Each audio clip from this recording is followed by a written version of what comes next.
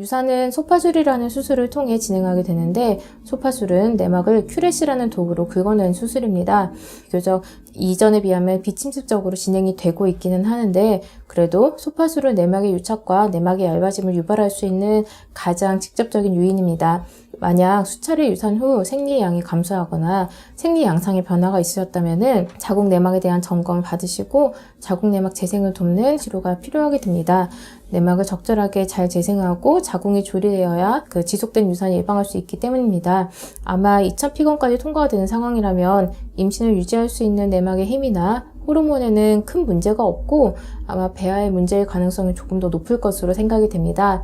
만약 배아에서 문제가 있었다면 PGS 검사를 한번 고려를 해보셔도 좋을 것 같습니다. PGS 검사는 착산 전 배아 유전자 검사로서 이상이 있는 배아를 제외하고 건강한 배아만 선별을 해서 이 시기에 진행하게 되는 프로그램인데요.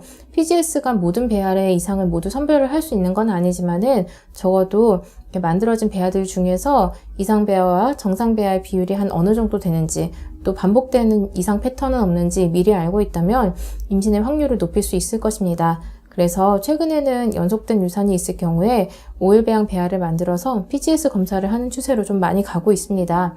근데 PGS를 진행하기 위해서는 오일배양 배아가 나와야 하기 때문에 특히 난자 세포가 오일배양을 잘 버틸 수 있을 만큼 건강한 것이 좀 중요해지는데요.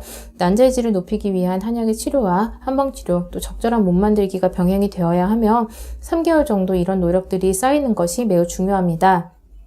그런데 또 하나, 만약 항상 착상 성공 이후에 6주 이내에 아주 초기 유산이 반복이 되고 있다면은 이때는 남성 배우자의 정자의 질을 좀 높이는 것도 매우 중요한 이슈입니다.